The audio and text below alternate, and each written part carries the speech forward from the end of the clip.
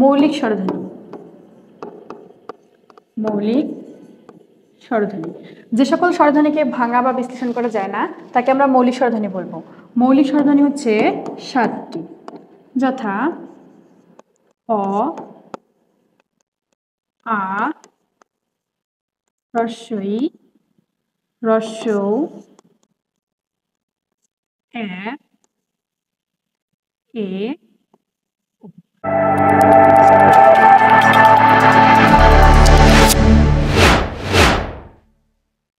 আসসালামু আলাইকুম। Rangpur cadet coaching কর্তৃক আয়োজিত অনলাইন ক্লাসে সবাইকে স্বাগত। সাথে আছি আমি ইশরাত জাহান, সহকারী শিক্ষক বাংলা, রংপুর ক্যাডেট কোচিং। আজকে আমাদের পড়ানোর বিষয় হচ্ছে ব্যাকরণের অত্যন্ত একটি গুরুত্বপূর্ণ টপিক, ধ্বনি ও বর্ণ। চলো তাহলে শুরু করা যাক। ধ্বনির একটা সংজ্ঞা দেওয়া আছে, মানুষের মুখ নিঃসৃত অর্থবোধক আওয়াজকে ধ্বনি বলে, বা বলা যায় বর্ণের উচ্চারিত রূপকে ধ্বনি বলে। যেমন অ, আ অথবা ক। বর্ণ সম্পর্কে দেখে নেই। ধ্বনি নির্দেশক চিহ্নকে বর্ণ বলে, অথবা বলতে পারি ধ্বনির লিখিত রূপকেই বর্ণ। যেমন খ, চ। ধ্বনি উচ্চারণের একক অক্ষর, এটা সবাই মনে রাখবো আমরা। ধ্বনি উচ্চারণের একক হচ্ছে অক্ষর। ধ্বনি বর্ণ শিখতে শিখতে আমরা অক্ষরটা জেনে নেব, অক্ষরটা আসলে কি বা কিভাবে আমরা নির্ণয় করতে পারি। অক্ষর বলতে বোঝায় কথার টুকরো অংশ। ধর আমি একটা কথা বললাম, সেই কথাটা কতটুকু উচ্চারিত হচ্ছে একবারে, সেটা একটা হচ্ছে অক্ষর। উদাহরণস্বরূপ বলা যায় গোলাপ। আমরা অনেকেই ভাববো এখানে 3টা অক্ষর আছে বা 5টা অক্ষর আছে, কিন্তু অক্ষর কিন্তু এখানে মূলত 2টা আছে। গোলাপ, আমি একটু আগেই বলেছি অক্ষরের সংজ্ঞাটা, সেটা হচ্ছে অক্ষর বলতে বোঝায় কথার টুকরো অংশ। এছাড়া আমি বলতে পারি এক প্রয়াসে উচ্চারিত ধ্বনি বা ধ্বনি সমষ্টিকে অক্ষর বলে। আচ্ছা, তাহলে আমি একটা শব্দ কি দেখলাম, গোলাপ। গোলাপে আমাদের 3টা 5টা কোনোটাই না, অক্ষর কয়টা পেয়েছি? 2টা। গো একবার উচ্চারিত হয়েছে, বাকি অংশ লাভ একবার উচ্চারিত হয়েছে। অক্ষরের যদি আমরা প্রকারভেদে যাই তাহলে পাই অক্ষর 2 প্রকার। একটা হচ্ছে মুক্তাক্ষর আর একটা হচ্ছে বদ্ধাক্ষর। মুক্তাক্ষরের আরো একটা নাম আছে, সেটা হচ্ছে স্বরান্ত। মুক্তাক্ষরকে আমরা বলতে পারি স্বরান্ত, আর বদ্ধাক্ষরে আমাকে বলতে পারি ব্যঞ্জনান্ত। এখন আমরা কিভাবে মুক্তাক্ষর বা স্বরান্তকে চিনবো, বা কিভাবে ব্যঞ্জনান্ত বা বদ্ধাক্ষরকে চিনবো শিখে নিই। যদি কোনো শব্দের শেষে স্বর থাকে তখন সেটা হবে মুক্তাক্ষর। উদাহরণস্বরূপ বলা যায় আশা। আচ্ছা, তাহলে আশা শব্দটার শেষে আশা, এখানে পেয়েছি স্বর। আমি আবার বলছি, দেখো, যদি কোনো শব্দের শেষে স্বর থাকে তাহলে সেটা হবে স্বরান্ত। ব্যঞ্জনান্তের একটা উদাহরণ দেই, সেটা হচ্ছে কলম। দেখো শব্দটির মধ্যে কিন্তু 2টা অংশ পেয়েছি, ক, লম। তার মানে এখানে অক্ষর কয়টা পেয়েছি? 2টা। যদি আমি বলি যে অক্ষর কয়টা, তাহলে আমরা এখানে দেখতে পাচ্ছি 2টা অক্ষর পেয়েছি, একটা হচ্ছে ক, একটা হচ্ছে লম। যদি আমি প্রশ্ন করি যে হচ্ছে অক্ষরের মধ্যে কোন প্রকার এটা, তাহলে কি হবে? বদ্ধাক্ষর, কেননা আমাদের শেষে কি পেয়েছি? ব্যঞ্জন পেয়েছি। আচ্ছা, এখন ধ্বনি বা বর্ণের শ্রেণীবিভাগটা দেখে নিব। ধ্বনির প্রকারভেদ যদি বলা হয় তাহলে হবে 2 প্রকার, স্বরধ্বনি এবং ব্যঞ্জন ধ্বনি। আর যদি বর্ণের প্রকারভেদ জিজ্ঞাসা করা হয় তাহলে হবে 2 প্রকার, শুধু ধ্বনির জায়গায় ধ্বনি থাকবে, বর্ণের জায়গায় বর্ণ থাকবে, চেঞ্জ করে দিতে হবে শুধু। স্বরধ্বনি, ব্যঞ্জন ধ্বনি, স্বরবর্ণ, ব্যঞ্জন বর্ণ। স্বরধ্বনি বলতে কি বোঝায় বা কিভাবে চিনব, চলো দেখে নেই। এখানে একটা সংজ্ঞা দেওয়া আছে, সেটা হচ্ছে যে বাগধ্বনি উচ্চারণের সময় ফুসফুস থেকে বেরিয়ে আসা বাতাস বাগযন্ত্রের কোথাও বাধাপ্রাপ্ত না হয়ে উচ্চারিত হয়, সেগুলো হবে স্বরধ্বনি। আচ্ছা, সংজ্ঞাটা আবারও দেখে নেব। যে বাগধ্বনি উচ্চারণের সময় ফুসফুস থেকে বেরিয়ে আসা বাতাস বাগযন্ত্রের কোথাও বাধাপ্রাপ্ত না হয়ে উচ্চারিত হয়, সেগুলো হচ্ছে স্বরধ্বনি। এখন এখানে প্রশ্ন হতে পারে, বাগযন্ত্রটা কি? বাগযন্ত্র হচ্ছে আমরা কথা বলার সময় যে অঙ্গ প্রত্যঙ্গগুলো ব্যবহার করি সেটা হচ্ছে বাগযন্ত্র। যেমন হচ্ছে জিহ্বা, তারপর হচ্ছে তোমার স্বরযন্ত্র, স্বরতন্ত্র, এরকম এক কথায় মানে আমরা কথা বলতে যে সকল বর্ণ ইউজ করে থাকি সেগুলো হচ্ছে বাগযন্ত্র। আরও একটা সংজ্ঞা দেওয়া যায়, সেটা হচ্ছে যে সকল ধ্বনি উচ্চারণের সময় অন্য কোনো ধ্বনি বা বর্ণের সাহায্যের প্রয়োজন হয় না তাকে আমরা স্বরধ্বনি বলবো। যেমন এখানে উদাহরণস্বরূপ দেওয়া আছে অ, আ, হ্রস্ব ই, হ্রস্ব। আচ্ছা, এখন আমরা তাহলে জেনে নেই স্বরবর্ণ মোট কয়টি। স্বরবর্ণ মোট হচ্ছে 11টি। এগুলোর মধ্যে আরেকটা ব্যাপার থাকে, সেটা হচ্ছে পূর্ণমাত্রা, অর্ধমাত্রা, মাত্রাবিহীন। আচ্ছা, তার আগে আমরা জেনে নিব মাত্রাটা আসলে কি। মাত্রাটা হচ্ছে কোনো বর্ণকে লিখে প্রকাশ করার জন্য উপরে যে রেখা চিহ্ন দেওয়া হয় সেটা হচ্ছে একটা মাত্রা। যেমন আমি লিখলাম অ, মাত্রা দিয়েছি, বা আমি লিখলাম ক, উপরে যে রেখা চিহ্নটা দেখছি সেটা হচ্ছে একটা মাত্রা। আচ্ছা, স্বরবর্ণের মধ্যে আমাদের তিনটা অংশ পাই, সেটা হচ্ছে পূর্ণমাত্রা, অর্ধমাত্রা, মাত্রাবিহীন। পূর্ণমাত্রার স্বরবর্ণ 6টা,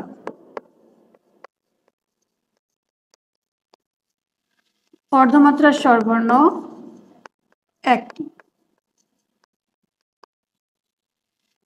মাত্রাবিহীন স্বরবর্ণ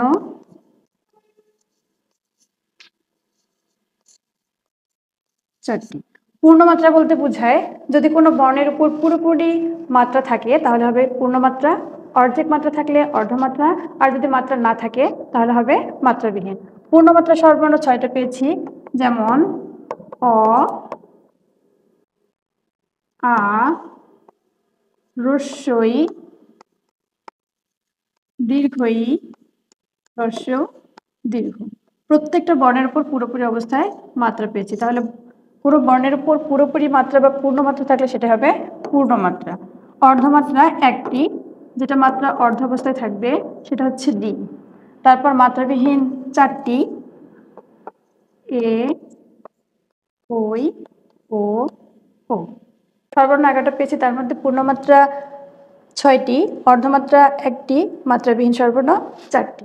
স্বরধ্বনিকে বিভিন্নভাবে শ্রেণীকরণ করা যায়, তার মধ্যে আমরা দেখব কোমল তালের অবস্থান অনুযায়ী স্বরধ্বনি 2 প্রকার, একটা হচ্ছে মৌখিক স্বরধ্বনি, একটা হচ্ছে অনুনাসিক স্বরধ্বনি।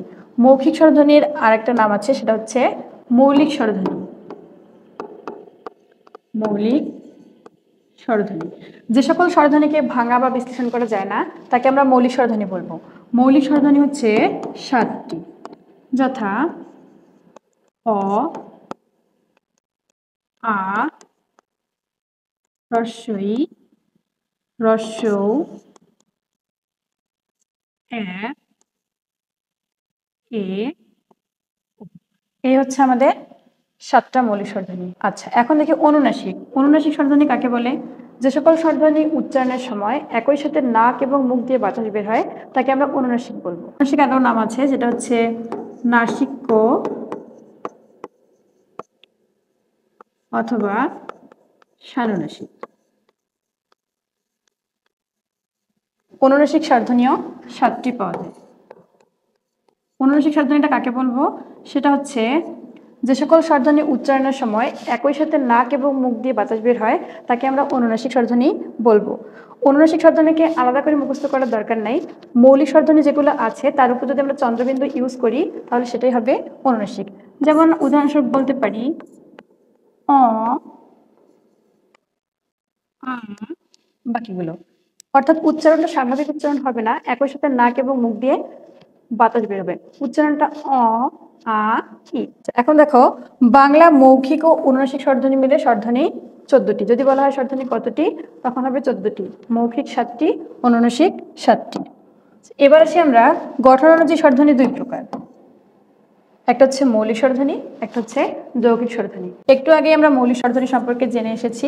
মৌলিক স্বরধ্বনি 7টি, সেটা হচ্ছে অ, আ, হ্রস্বই, হ্রস্বৌ, এ, ও, এ, যেটাকে ভাঙা বা বিশ্লেষণ করা যায় না। আর মৌলিক স্বরধ্বনির আরেকটা নাম জেনে এসেছি, সেটা হচ্ছে মৌখিক স্বরধ্বনি। তারপর যৌগিক স্বরধ্বনির আরো নাম আছে, সেটা হচ্ছে দ্বিস্বরধ্বনি বা সান্ধ্যাক্ষর, আরো বলা যায় সন্ধিস্বর। পরীক্ষা আসতে পারে যে যৌগিক স্বরধ্বনির আরেকটা নাম কি, তাহলে আমরা মোটামুটি 3টা নাম দেখেছি, দ্বিস্বরধ্বনি, সান্ধ্যাক্ষর অথবা সন্ধিস্বর। যৌগিক স্বরধ্বনি হচ্ছে 25টি। যৌগিক স্বরধ্বনি হচ্ছে কয়টি? 25টি, যেটা লিখিত কোনো রূপ নেই। আর যদি আমরা বলি যৌগিক স্বরধ্বনি নয়, যৌগিক বর্ণ, যৌগিক বর্ণ, তাহলে হবে 2টি, একটা হচ্ছে ওই আর একটা হচ্ছে ও। ওইকে আমরা ভাঙালে পাই অ প্লাস হ্রস্বই, আর ওকে ভাঙালে পাই অ প্লাস হ্রস্ব। আচ্ছা, তাহলে হচ্ছে যদি জিজ্ঞাসা করা হয় যৌগিক স্বরধ্বনি কয়টি, তাহলে হবে 25টি, যেটা লিখিত রূপ নেই। আর যদি বলা হয় যৌগিক বর্ণ কয়টি, তাহলে হবে 2টি। ওই এবং ও। তারপর আমরা দেখবো আরেকটা অংশ, সেটা হচ্ছে উচ্চারণ কাল অনুসারে স্বরধ্বনি দুই প্রকার, একটা হচ্ছে হ্রস্বস্বর, একটা হচ্ছে দীর্ঘস্বর। হ্রস্বস্বর কাকে বলবো বা কিভাবে আমরা চিনবো? যে সকল স্বরধ্বনি উচ্চারণের সময় অপেক্ষাকৃত সময় কম লাগে বা কম সময়ের প্রয়োজন হয় তাকে আমরা হ্রস্বস্বর বলবো। হ্রস্বস্বর হচ্ছে 4টি, যথা অ, হ্রস্ব ই, হ্রস্ব ঋ। আর দীর্ঘস্বর হচ্ছে হ্রস্বস্বরের অপোজিটটা, সেটা হবে হচ্ছে 7টি। মানে হ্রস্বস্বর 4টা বাদ দিয়ে যে বাকিগুলো থাকবে সেটা হচ্ছে দীর্ঘস্বর।